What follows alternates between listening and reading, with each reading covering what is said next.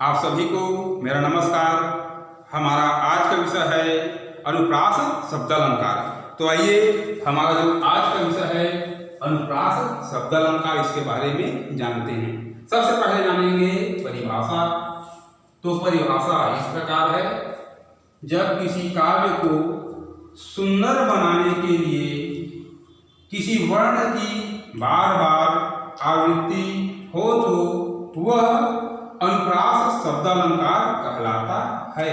तो यहाँ पर कहा जा रहा है किसी काव्य को सुंदर बनाने के लिए जब किसी वर्ण से तात्पर्य व्यंजन वर्ण से है, स्वर वर्ण से नहीं है। किस वर्ण से तात्पर्य? किसी वर्ण से व्यंजन वर्ण,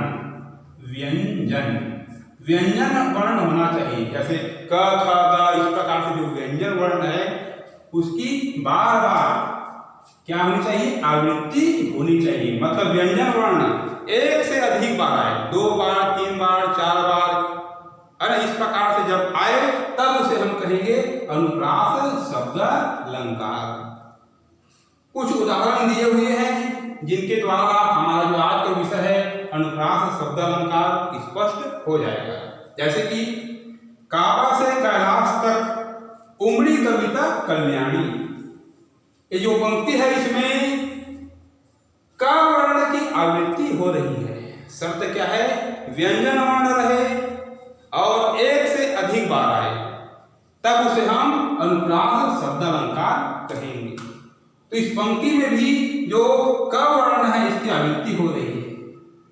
काबा में जो प्रथम वाला है, एक और ध्यान रखना, जो शब्द रहता है उसके शुरू को देखा जाता है। जैसे कि कैलाश है तो इसमें जो शुरू है क है, इसको देखेंगे, इसी को गिनेंगे। उमड़ी है, इसमें माँ जो बीच में है, माँ बीच में है, इसको नहीं देखना है। जैसे कि यहीं पर ले लेते हैं कैलाश, तो बीच में ल है, इसको नहीं गिना जाएगा। अंतिम वाला वर्ण को भी नहीं गिना जाएगा। जो शुरू वाला वर्ण रहता है इसी को ही गिना जाता है। उस वर्ण की आवृत्ति तो नहीं हो रही है, एक से अधिक बार आ रहा है कि नहीं। तो यहाँ पर काबा को शुरू वाला देखेंगे, गिनेंगे तो क वर्ण की आवृत्ति हो रही है। कैलाश में भी जो शुरू वाला वर्ण क्या है? क है, तो यहाँ पर भी क आया हुआ है। तक में नहीं है, उमड़ी में भी नहीं है। कविता में भी शुरू में क्या है? क है। कल्याणी में भी शुरू में भी क्या है? क वर्ण है।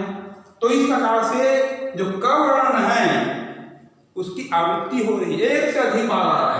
एक का यहाँ पर काबा का, कैलाश का दूसरा का आ गया है। और देखते हैं कविता तीसरा का है, कल्याणी यहाँ पर चौथा क वर्ण आ गया है। शर्त क्या है? एक से अधिक बार व्यंजन वर्ण आए तब उसे हम अनुप्रास शब्दालंकार कहेंगे। तो यहाँ इस पंक्ति में 1, 2, 3, 4 बार क वर्ण की क्या हो रही है? आवृत्ति हो रही है। क वर्ण की एक से अधिक बार आवृत्ति हो रही है। इसलिए इस पंक्ति में काबा से कैलाश तक उमड़ी कविता कल्याणी, इस पंक्ति में अनुप्रास शब्दालंकार है। अब उदाहरण देखते हैं, जैसे चारू चंद्र की चंचल किरणें खेल रही है जलथल में। तो इस पंक्ति में भी वर्ण की आवृत्ति हो रही है। देखते हैं किस वर्ण की आवृत्ति हो रही है। तो इस पंक्ति में च वर्ण की आवृत्ति हो रही है। चारू का च, चंद्र में भी जो शुरू वाला वर्ण है च ही है। और देखते हैं चंचल में भी शुरू में भी च वर्ण है। और देखते हैं किरण नहीं है, च वर्ण खेल रही है जल थल में। तो यहाँ पर देखिए जो च वर्ण है एक से अधिक बार आ रहा है, च वर्ण की आवृत्ति हो रही है। इसलिए हम कह सकते हैं कि इस पंक्ति में अनुप्रास शब्दालंकार है। इस पंक्ति में एक और वर्ण की आवृत्ति हो रही है, वह वर्ण है क वर्ण। क वर्ण एक से अधिक बार आ रहा है। की में भी जो क है एक क वर्ण आ गया, और किरण में भी क वर्ण आया हुआ है। शर्त क्या है? एक से अधिक बार व्यंजन वर्ण आए, 2 बार 3 बार 4 बार 5 6, तब उसे हम कहेंगे अनुप्रास शब्द अलंकार। तो इस पंक्ति में है ना 2 वर्णों की आवृत्ति हो रही है।